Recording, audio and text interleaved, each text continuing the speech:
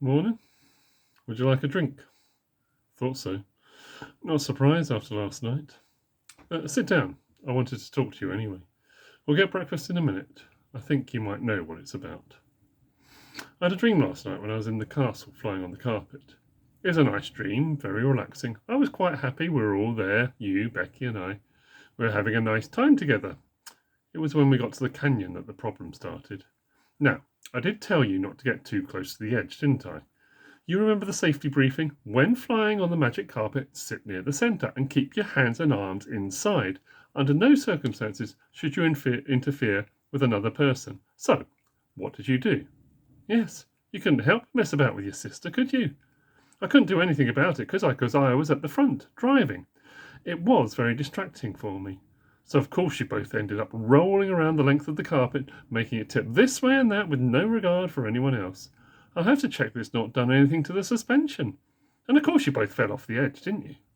I did tell you that might happen, but what do I know? I suppose it might teach you a lesson this time.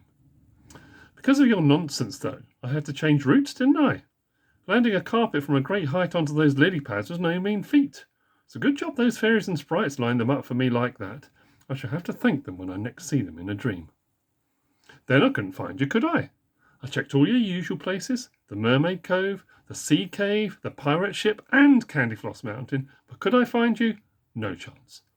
Of course, your mobile communicators were switched off, and none of the doves I sent you could get through, or at least didn't return, although one of them did seem to come back as a giant bumblebee, which was more of a hindrance than a help. Have you ever tried fighting off a 3-metre sting with nothing more than a knitting needle? It's a good job that I dreamt up that I'd met my old knitting teacher, otherwise I might not have been here to tell the tale. I should have known that I'd find you at the beach.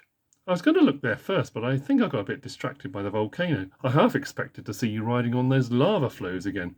I'm glad at least you showed some sense. I couldn't guarantee I'd find those angel tears again to soothe you. At least you have been listening some of the time. But really, Johnny, it wasn't safe, was it? The waves were far too high and they were crashing right up the beach. I thought you and Becky would have known better from last time, but you kept running in, didn't you? You kept getting closer and closer, daring each other to go further and further in. I was calling, screaming for you. Did you not hear me? You pretended not to anyway. I was quite hoarse by the end of it. But I bet you didn't think of me, did you? Why did you keep going in, eh? I'm listening. I'm not surprised that you got trapped in the giant lobster cage and got picked up by the sky pirates, was it?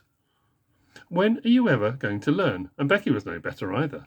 Ended up getting caught by that octopus. I've a good mind to ground the both of you. Thank goodness for Hector, that's all I can say. At least he was around to save you once again. The way he convinced that octopus to give Becky back by telling him it was a hold-up and to lift up all his arms was quite ingenious. Then he rolled on that dolphin's back to come and get you. I didn't realise they could jump so high. He must have trained them well. I didn't think the sky pirates expected that either. You should have seen the look of surprise on their faces as Hector snatched you back on the way up. So all in all, it was a bit of a sorry affair, wasn't it? And what was that you were wearing? Hardly suitable, was it? When you're out and about, putting yourself in danger like that, bright colours are hardly the thing to wear. Try to blend in, not stand out. And something warmer, perhaps a layer you can take off nearer the volcano. It's better to have too many layers on than what you had. Yes, a waterproof would have helped for a while you were in the sea too. We only brought you those new waterproof trousers last week. So, what do you have to say for yourself? Yes, I know it was only a dream, but you were there, weren't you? You were in it. What do you mean you don't remember? Next time, if there is going to be a next time, can you make sure you behave more responsibly?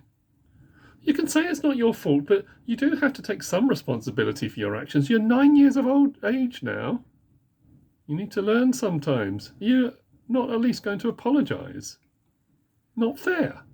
Only in my mind. That's not the point. If I had dreamt it, I must have thought you were capable of such actions, and that's what's most concerning. Maybe if you'd tidied your room and put those things away, I would have gone to bed with more positive thoughts, and things wouldn't have got so out of hand. I do tell you these things for a reason.